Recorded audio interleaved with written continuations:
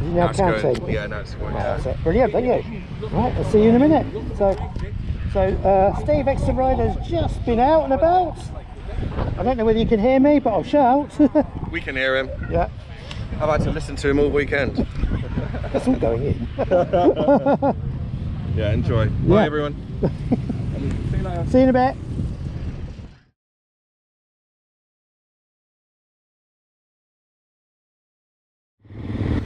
Well then, ladies and gentlemen, that was Extra Rider.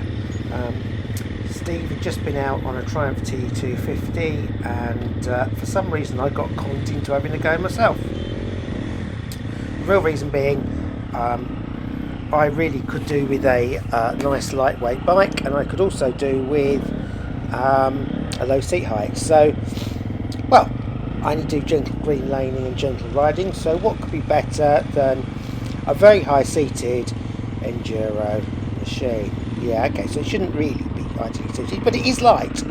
Come on, it's light and it's manoeuvrable, so they're all covered. You know, that's great.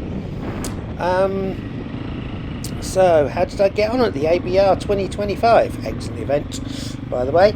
Well, as you can see, I took one for a little bit of a spin. Now, I didn't do as much as some people did because, quite frankly, I'm really slow. So the first thing I noticed was it's really got some grunt to it, this bike. It goes like the clappers. Brilliant, absolutely superb. Very, very firm suspension, very tight-knit packaged bike, superb. Really confidence inspiring, apart from the fact, as I said earlier, I wanted a nice low seat and just a gentle little bike for pushing around in. And this is a proper enduro weapon with a high seat.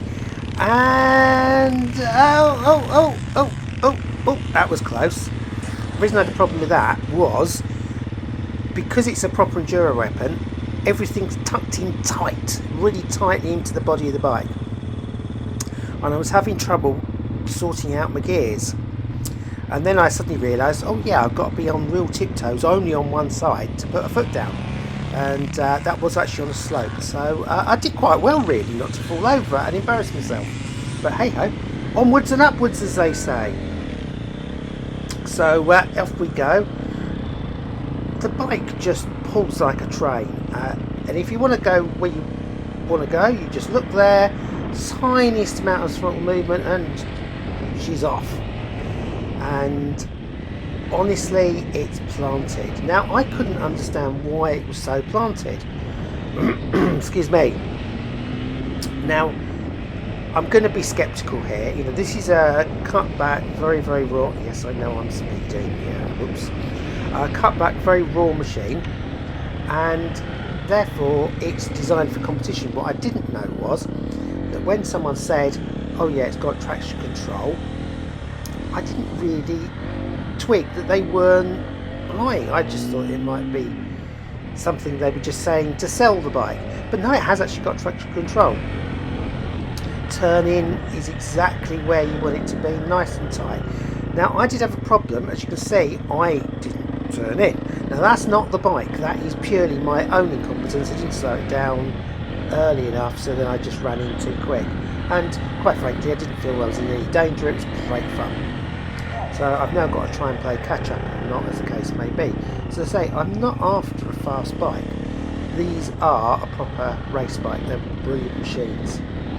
Very firm ride. The engine, now don't take this the wrong way, but the engine reminds me in a way of my Bullet. There's nothing else other than just the engine. Nothing to make it soft or feel nice and sweet and lovely. No, it's a machine designed to do a job and do it really well. If you're looking to be cosseted and mollycoddled, forget it. This bike won't do it. This bike is designed to get you from A to B with a minimum of fuss. Just get on with it as quick as possible, and superb. Now, every time I'm slowing down, you'll notice a lot of the time I'm going wide, and that is because I couldn't really get my foot on to change down the gear when I wanted to change down. Now, in hindsight, that was a mistake on my part. Well, I knew that at the time, but the bike didn't need to be dropped. The guttural power and the torque is there from really low down. and it's surprisingly tractable, but it's got tons of power, so you can open the throttle, and whereas you think, oh, this is going to go horribly wrong, it doesn't, because you've got the traction control on there. Now, sweeping along something like this, the bike isn't even trying. Absolutely wonderful experience. And to be honest, I felt privileged to be able to ride it. As I say, I'm not after going fast, and I'm taking it really easy because that's the style of riding I would do. I don't ride quick, but by crikey, the bike, you could really, really abuse the situation, and it just takes it. So far, the biggest issues I've had have been purely and simply the fact that it is tall, and I can't get very easily onto the gear lever to change gear in either direction. Now, my theory to that is actually got nothing to do with anything other than the fact that because I spend more time sitting down, it was a bit of a problem because the levers were set for standing all the time.